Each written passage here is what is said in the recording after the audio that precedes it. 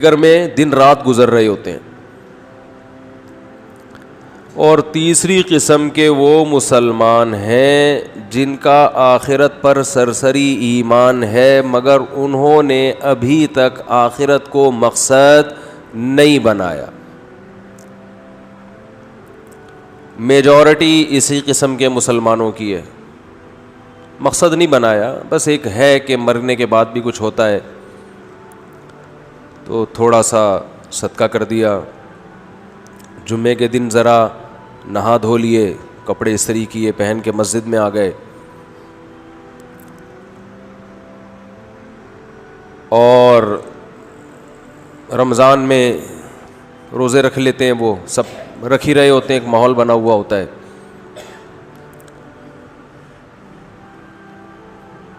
لیکن اللہ کو یہ مطلوب نہیں ہے. دیکھیں, جن کا آخرت پر سرے سے ایمان ہی نہیں ہے وہ تو بالکل ہی ایک الگ قسم ہے نا, وہ تو مسجدوں میں آتے ہی نہیں ہے. ان تک تو ہم اپنی بات یوٹیوب کے ذریعے پہنچاتے ہیں اور پھر وہ ہمارے بیان میں سے ادھورے کلپ نکال کر اسلام کے خلاف باتیں کرتے ہیں. ملحد پر میں بات نہیں کروں گا, بس ایک چھوٹی سی چٹکلا بھی, ایک نیا بیان آیا میرے خلاف کیا, اسلام کے خلاف. اس میں میں یہ مسئلہ بیان کر رہا ہوں کہ طلاق کا حق مرد کے پاس کیوں ہے, عورت کے پاس کیوں نہیں ہے. تو اس میں نے یہ بات کی کہ مرد کی ملکیت سے عورت نکلتی ہے, نقصان مرد کا ہے. اور ملکیت کا مطلب بتایا کہ عورت پر مرد کو غلام والی ملکیت نہیں ہوتی کہ جیسے وہ اس کی غلام ہو. ملکیت کا مطلب اس کے ماتحت ہوتی ہے, اس کے کنٹرول میں ہوتی ہے, ہر چیز میں نہیں, کچھ چیزوں میں. تو آپ کے ماتحت ہے, تو اپنے ماتحت کو جب آپ اپنی ملکیت سے میری یہی مراد ہے کہ ماتحتی سے نکالو گے تو نقصان آپ کا ہوگا. تو یہ بیان کیا تھا, اس پر مجھے بیان کے دوران یہ خیال ہو رہا تھا کہ ملحد لوگ اس لفظ کو نکالیں گے, ملکیت, ان کو پروپیگنڈے کا موقع ملے گا.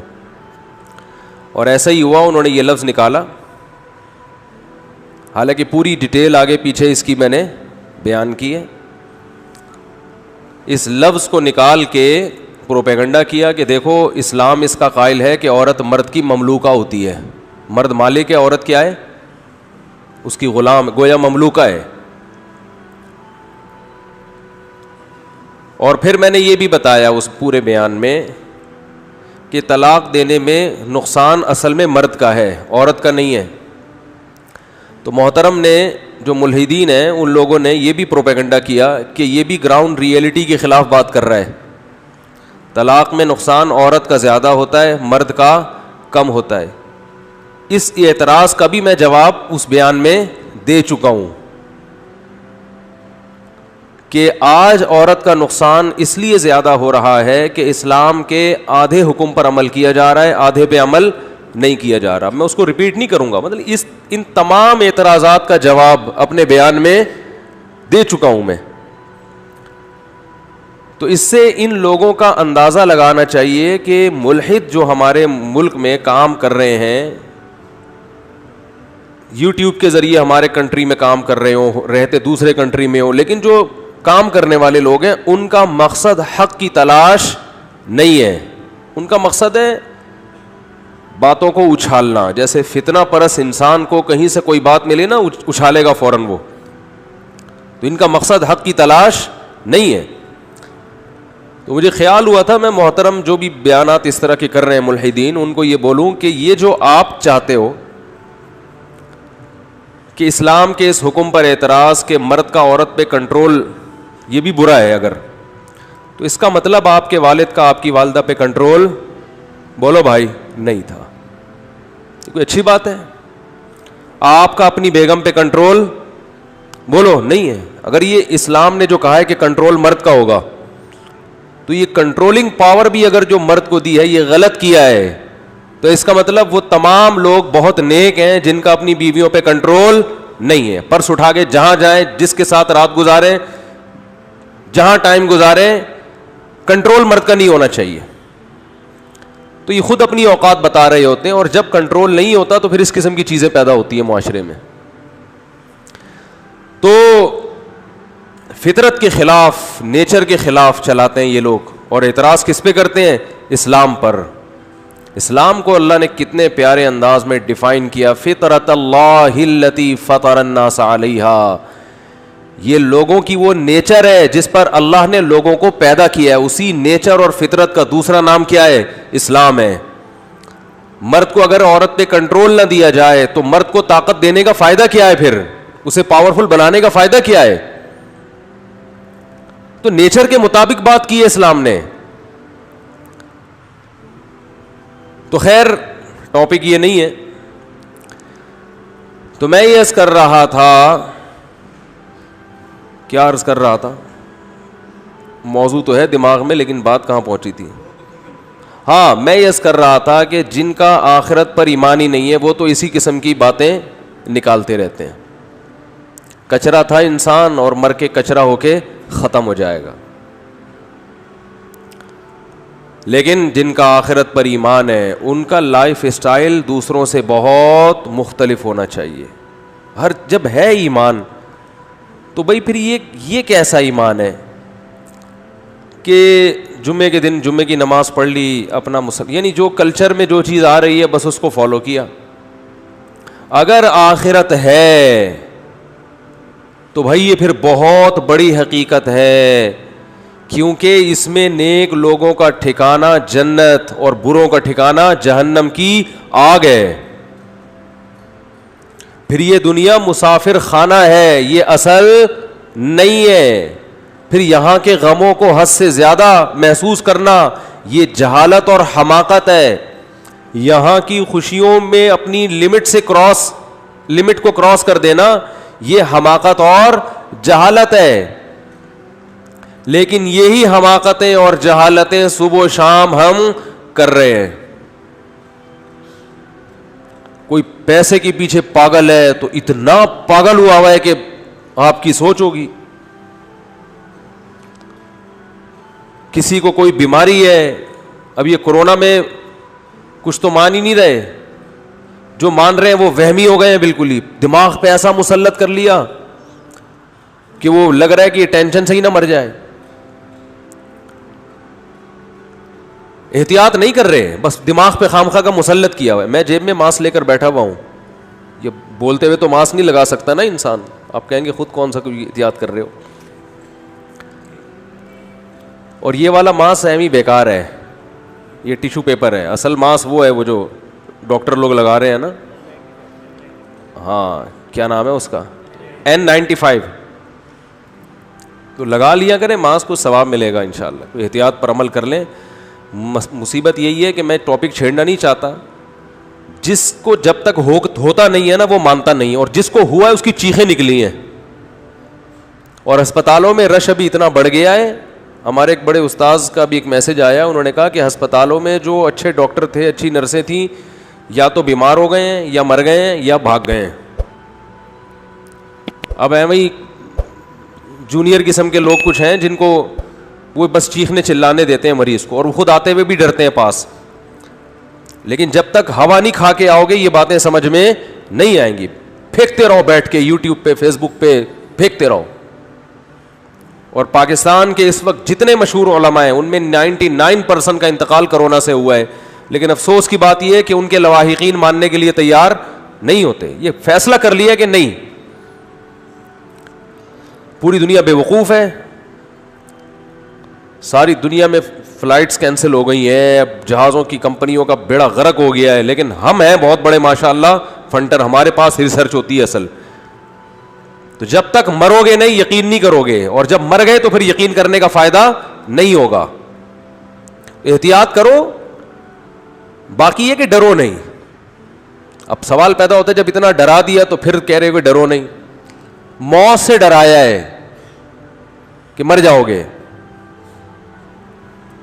یعنی یہ خطرہ ہے کہ مر جاؤ گے. تو اگر زندہ چاہتے ہو, زندگی چاہتے ہو اپنی بھی, اپنے گھر والوں کی بھی, بوڑھے والدین کی بھی, تو احتیاط کر لو بھائی. باقی امید کی بات یہ ہے کہ مر جائیں گے نا تو زیادہ سے زیادہ مر جائیں گے, تو تو اپنی احتیاط کے باوجود اگر مر جائیں تو کوئی ٹینشن کی بات نہیں ہے, کیونکہ نبی صلی اللہ علیہ وسلم نے فرمایا کہ وباؤں میں جو لوگ مرتے ہیں صبر کے باوجود اللہ انہیں شہادت دیتا ہے. اچھا ہے, گناہ معاف ہو جائیں گے انشاءاللہ. کیا خیال ہے بھائی؟ نہیں مرے تو کل ویسے ہی مر جانا ہے. تو آپ امید چاہتے ہو یہ کہ کچھ بھی نہ ہو, ٹھیک ہے نا, ایسے تھوڑی امید ہوگی, کچھ تو ہوگا. حالات بھی ابھی جو میں نے قرآن کی آیت پڑھی ہے اس میں تو اس کا تو مضمون ہی یہی ہے, ہم تمہیں آزمائیں گے بشیء من الخوف ونقص من الاموال والانفس والثمرات. خوف میں مبتلا کریں گے تمہیں, خوف میں مالوں کا نقصان بھی ہوگا معاشی, بڑے بڑے کروڑ پتی لوگ روڈ پہ آ سکتے ہیں, پیسہ ڈوب سکتا ہے. دنیا میں اللہ نے ہمیں پیڑے کھانے کے لیے پیدا نہیں کیا. بہت سے لوگ بہت دنوں سے پیڑے کھا رہے ہیں, وہ سمجھتے ہیں کہ یہ ہم موت تک پیڑے کھاتے رہے. بہت سے ملکوں نے پیڑے کھائے ہیں, ان کرونا نے ان کے منہ سے پیڑے چھین لیے. سمجھ رہے ہو؟ بہت سی قوموں نے, بہت سے ملکوں نے, بہت سے افراد نے پیڑے کھائے ہیں. بہت سے ملک بہت ترقی پر ہیں اور مسلسل پیڑے کھائے جا رہے ہیں. اس کرونا نے ان کے منہ سے بھی پیڑے, بولو بھائی, ہلا دیا ان کو. بہت سی جہازوں کی کمپنیوں نے بہت زیادہ پیڑے کھائے ہیں, ان کمپنیوں کا دیوالیہ نکل گیا. یہ ہے وَلَنَبْلُوَنَّكُمْ, اللہ فرماتے ہیں ہم تمہیں آزمائیں گے, اجتماعی سطح پہ بھی اور انفرادی سطح پہ بھی. بِشَيْءٍ مِّنَ الْخَوْفِ, خوف میں مبتلا کر دیں گے. ہم کریں گے یہ کام, یہ نیچر نہیں کرتی کہ خود بخود ہو رہا ہے. ملحد کہتا ہے بس یہ نیچر کا ایک حصہ ہے, فطرت کا حصہ ہے. فطرت بذات خود کوئی چیز نہیں ہے, اس کو بنانے والا اللہ ہے. بِشَيْءٍ مِّنَ الْخَوْفِ وَالْجُوعِ, بھوک بھی مسلط کریں گے, معاشی نقصان. وَنَقْصٍ مِّنَ الْأَمْوَالِ وَالْأَنفُسِ, مال کا نقصان, جانوں کا نقصان, انسانی ہلاکتیں ہوں گی. وَالثَّمَرَاتِ, پیداوار کا بھی نقصان ہوگا. تو اللہ نے کیا فرمایا ان حالات میں, وَبَشِّرِ الصَّابِرِينَ, صبر کرنے والوں کو خوشخبری سنا دیں. جو غیر مسلم ہے وہ صبر نہیں کرے گا. دیکھو غیر مسلم کا جو صبر ہے نا, وہ ان کے جو موٹیویشنل اسپیکر ہیں وہ ان کو سمجھاتے ہیں کہ اس صبر کرنے سے جب تم ٹینشن نہیں لوگے تو ٹینشن نہ لینے سے بیماری کا خطرہ کم ہو جائے گا. اس لیے وہ چہرے کے ایکسپریشن سے, جو ان میں پڑھے لکھے لوگ ہیں, چہرے کے تاثرات سے, اور کوشش کرتے ہیں کہ ہم میڈیا کے سامنے جب آئیں اور بات کریں تو ہم یہ شو کریں کہ ہمیں کچھ بھی نہیں ہے. اندر اندر سے گھل رہے ہوتے ہیں وہ. ہمارے ہاں دل میں غم نہ بھی ہو تو چیخ منہ سے ایسے ظاہر کرے گا کیونکہ ٹریننگ نہیں ہے نا, تربیت نہیں ہے, کہ جیسے ساری دنیا کا غم اسی کو ہے. عمل سے لگ رہا ہوگا کہ یہ غمزدہ نہیں ہے, لیکن جو دل کی راحت ہے, دل کی خوشی ہے, وہ اللہ صرف اہل ایمان ہی کو دیتے ہیں تکلیفوں میں.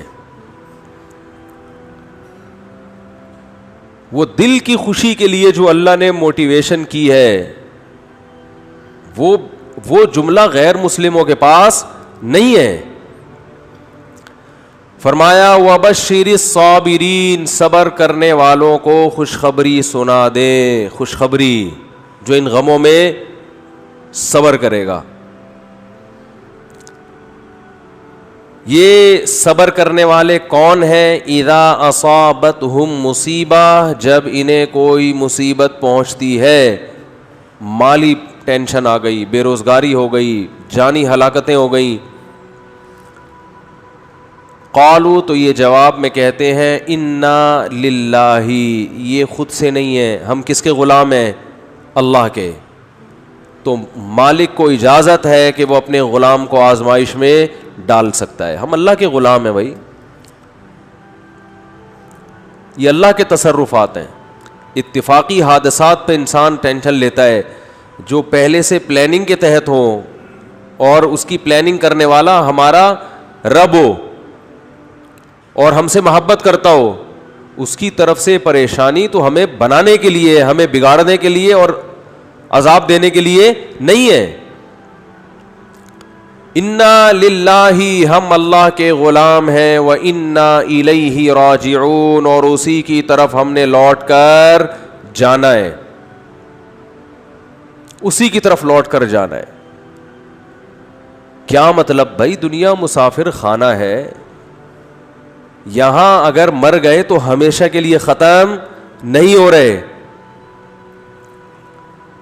یہاں اگر آپ کو کوئی پریشانی آ رہی ہے اور کوئی آپ کے دکھ درد بانٹنے والا نہیں ہے تو ٹینشن لینے کا نہیں ہے، اس لیے کہ اللہ ہے، وہ دیکھ رہا ہے اس مصیبت میں کہ یہ کیسے صبر کرتا ہے، اور وہ اس مصیبت میں قیامت کے دن اجر دے گا، نوازے گا. وہ ہمارے حضرت مفتی رشید احمد صاحب رحمہ اللہ تعالی ایک بہت زبردست بات بیان کیا کرتے تھے. فرماتے تھے کہ جیسے کسی کو بخار ہو تو یقینی طور پر کہ اس کو بخار ہے بھی یا نہیں ہے، یہ ماتھا گرم ہونے سے پتہ نہیں چلتا. بعض دفعہ دھوپ سے ماتھا گرم ہوتا ہے، چولہے کے قریب کھڑے ہو کر آپ کوئی چائے پکا رہے تھے، ماتھا وقتی طور پر کیا ہو گیا؟ بولو نا، گرم ہو گیا. حقیقت میں اس کو فیور ہے یا نہیں، اس کا تھرمامیٹر سے پتہ چلے گا. منہ میں آپ لگا دیں تھرمامیٹر، تھوڑی دیر بعد نکال کے چیک کریں، تھرمامیٹر غلطی نہیں کرتا عام طور پہ. تو فرمایا کہ کسی کے ظاہری گیٹ اپ کو دیکھ کر، اس کی تسبیحات اور نماز کو دیکھ کر 100% اس کا اندازہ نہیں ہوتا کہ یہ دل سے دیندار ہے یا نہیں ہے، اس کا آخرت پر یقین ہے بھی کہ نہیں ہے. آخرت میں یقین اس کا کتنا ہے، اس کا پتہ اس وقت چلتا ہے جب یہ کسی پریشانی اور غم میں مبتلا ہوتا ہے. اس وقت اس کا ری ایکشن کیا ہوتا ہے، کس طرح سے یہ ری ایکٹ کرتا ہے. اذا مسہ الشر جزوعا ہے کہ شر پہنچا تو ایک دم چیخنا چلانا شور شرابہ، ہائے یہ کیا ہو گیا، ہائے یہ کیا ہو گیا، وہی ایسے چیخ رہے ہیں، پاگل ہو رہے ہیں، میں خودکشی کر لوں گا، میں یہ کر لوں گا، میرے سے نہیں برداشت ہو رہا. یہ اس کا مطلب یہ صرف گیٹ اپ ہے. سمجھ میں آ رہی ہے بات؟ یہ صرف وظیفوں والے ہیں. اور اگر غم میں اور ٹینشن میں انسان کی زبان سے اچھی بات نکلتی ہے، غموں میں، اور میں نے بتایا تھا نا افغانستان میں جو امریکن آرمی آئی ہوئی ہے نا، وہاں سے جو افغانی آتے ہیں بتاتے ہیں کہ جب ان میں کوئی زخمی ہوتا ہے تو بہت چیختے ہیں، یہ بہت چیختے ہیں جیسے پتہ نہیں کیا ہو گیا. فوجی رو بھی رہے ہوتے ہیں، رپورٹ ہے یہ. کسی فوجی کا رونا کتنا برا عمل ہے کہ نہیں ہے؟ میدان جنگ میں فوجی رو رہا ہو، ہم نے تو مسلمانوں میں کبھی ایسا سنا نہیں، اپنے فوجیوں میں بھی کبھی ایسا نہیں سنا کہ فوجی ہو کے رو رہا ہے. ایک شاعر کا شعر یاد آ رہا ہے، اللہ کرے پورا یاد آ جائے.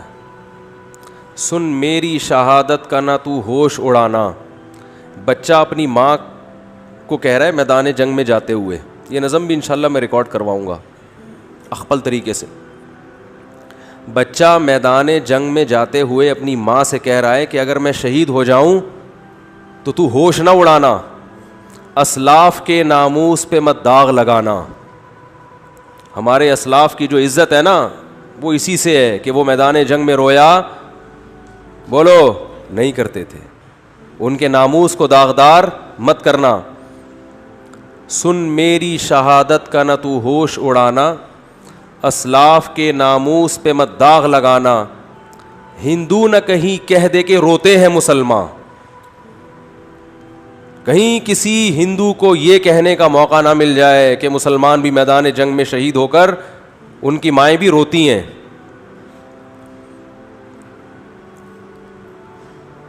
پھر کہتا ہے کٹ جاؤں مقتل میں تو اف تک نہیں کہنا. تو ماں کا اپنے بیٹے کی شہادت پہ رونا یہ برا نہیں ہے، یہ تو محبت کی علامت ہے. رونا تو سنت ہے، واویلا کرنا، چیخنا چلانا. اور وہ تو ماں ہے نا، چلو وہ تو روئے، چیخے چلائے نہیں. اپنی نواسی کی موت پر ہمارے نبی صلی اللہ علیہ وسلم کی بھی آنکھوں سے آنسو جاری ہوئے ہیں. آپ نے فرمایا کہ دل غمزدہ ہے, آنکھیں بہہ رہی ہیں, زبان وہی کہے گی جس پہ ہمارا رب راضی ہوگا, زبان سے وہی کہیں گے جس پہ اللہ کیا ہوگا راضی. آنکھوں پہ کنٹرول نہیں ہے تو رونے پر پابندی نہیں ہے. میدان جنگ میں تو رونا بری بات ہے. تو امریکیوں سے گزارش ہے کہ ہمارے ہاں ٹرکوں کے پیچھے لکھا ہوا ہوتا ہے تپڑ ہے تو پاس کر ورنہ برداشت کر. اس کا انگلش میں ترجمہ کروا کے اپنی پینٹوں کے پیچھے لکھوا لیں گے کہ بھائی جب افغانستان میں آنے کا تپڑ تھا تو آنا چاہیے تھا, پھر رونے کی بات کیا ہے, پھر رونے کی بات کیا ہے. اور اگر آ کے رونا ہی تھا تو پھر آنے کی چندہ ضرورت نہیں تھی. آپ سپر پاور ہو, آپ نے دنیا میں بےزتی کروا دی. آپ نے نہیں, یعنی آپ کے فوجیوں نے. تو ان کو چاہیے کہ ہمارے ہاں ٹرکوں کے پیچھے لکھا ہوتا ہے, اس کا کوئی انگلش میں ترجمہ کروا کے اگر شائع کر دے تو یہ بہت زبردست. ٹرکوں کے پیچھے, رکشوں کے پیچھے جو آپ کو اقوال ملیں گے وہ جمعے کے بیانات میں, اتوار میں نہیں ملیں گے آپ کو. حقیقت بتا رہا ہوں, بڑے سبق آموز باتیں ہوتی ہیں اس میں. تو اگر اوباما یہ پڑھ لیتے محترم تو میرا خیال ہے یہ جرت اور ہمت نہ ہوتی.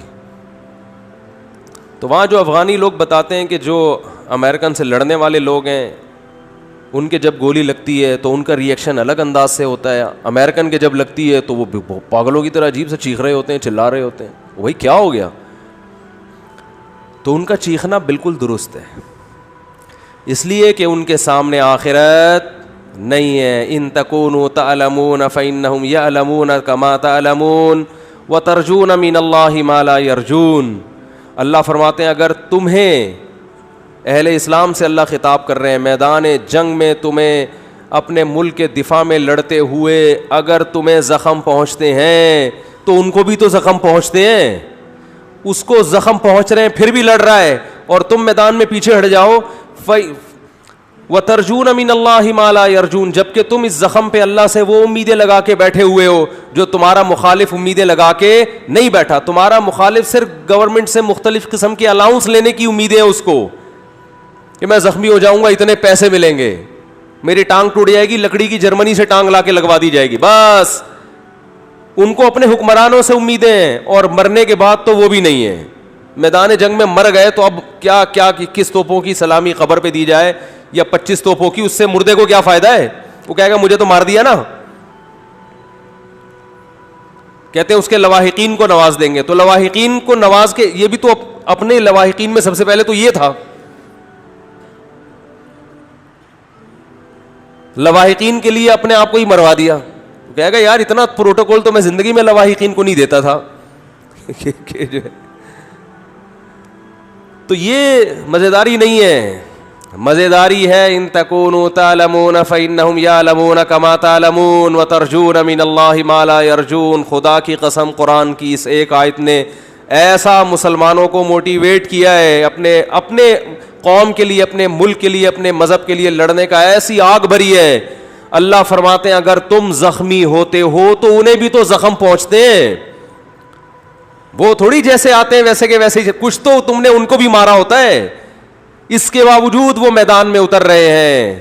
حالانکہ ترجون من اللہ ما لا یرجون, تمہیں اللہ سے وہ امیدیں ہیں جو ان کو نہیں ہے. اور تمہیں اللہ سے کیا امیدیں ہیں؟ آپ صلی اللہ علیہ وسلم نے فرمایا جس کے میدان جہاد میں زخم لگا قیامت کے دن وہ زخم بہتا ہوا ہوگا اور اس کے خون کی رنگت خون جیسی اور اس کی خوشبو مشک جیسی ہوگی. اسی طرح آئے گا قیامت کے دن.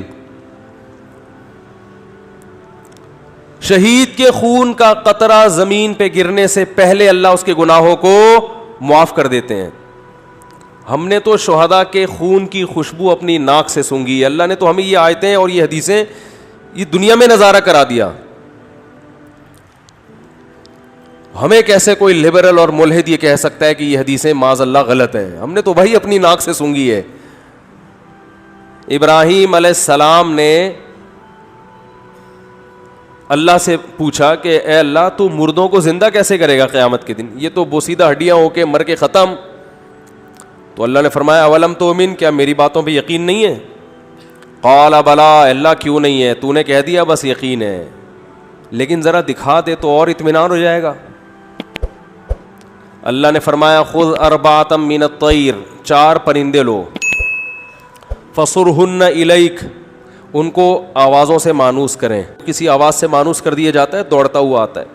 ثم اجعل علی کل جبل منہن جزءا, ان کو ذبح کر کے قیمہ بنا کے ٹکڑے کر کے مکس کر کے چاروں طرف جو پہاڑ ہے نا ان کی پہاڑیوں کے کونوں پہ چوٹیوں پہ رکھ دیں. ثم ادعوہن, پھر جس پرندے کو جس آواز سے مانوس کیا ہے وہ آواز نکالیں. یاتینک سعیا, وہ پرندے دوڑتے ہوئے ابراہیم علیہ السلام کی طرف آئے, دوڑتے ہوئے, سارے بوٹیاں اڑ اڑ کے زندہ ہوئے, پورے پر اور پورا پرندہ بنا اور ابراہیم علیہ السلام کی طرف دوڑ رہا ہے. تو جس پیغمبر نے یہ منظر اپنی آنکھوں سے دیکھا ہو, انہیں کبھی کوئی وسوسہ ہوگا اللہ کی باتوں میں کہ میں قیامت کے دن مردوں کو زندہ کروں گا؟ تو بھائی ہم نے تو شہداء کے خون کی خوشبو اپنی ناک سے سونگھی ہے, اور میں نے نہیں, بہتوں نے سونگھی ہے, بہت سو سے آپ تصدیق کروا سکتے ہیں. اس میں ڈرامے بھی ہوتے ہیں, میں مانتا ہوں, آج کل تو جو مر رہا ہے خوشبو آ رہی ہے. تو اس میں جو کرامتیں ہوتی ہیں نا, اس میں جھوٹی خبریں بہت پھیلتی ہیں, لوگ اپنے بڑوں کو سے عقیدت میں غلو کی وجہ سے ان کو بہت اوپر چڑھا دیتے ہیں, لیکن جو مشاہدہ ہے اس کا تو انکار نہیں ہو سکتا. ہم نے تو خود مشاہدہ کیا, اور ایک کا نہیں کیا ہے, بہت سو کا کیا ہے. تو وبشر الصابرین, میں عرض کر رہا تھا کہ تھرمامیٹر کیا ہے کہ جب کوئی پریشانی آتی ہے تو کیا کرتے ہیں؟ صبر. جیلوں میں لوگوں کی زندگیاں گزر گئی, صبر کر رہے ہیں, منہ سے ان کی کبھی ناشکری کا لفظ ادا نہیں ہوتا. بھائی اللہ اسی پہ راضی ہے. آج آپ دیکھیں کسی خاتون کے چھوٹے بچے کا انتقال ہو جائے, کیسا چیختی چلاتی ہیں, ایسا روتی پیٹتی ہیں, ایسا ڈپریشن, ایسی اسٹریس. وہی ہے کہ ہر آدمی بس اس دنیا میں پیڑے کھانے میں لگا ہوا ہے کہ سارے مزے اڑانے ہیں, کوئی ٹینشن نہیں ہو. میری دادی کی اللہ مغفرت فرمائے, انہوں نے مجھے بتایا کہ ان کے 8 یا 9 بچے 7 اور 8 سال کی عمر کو پہنچ کے مرے ہیں.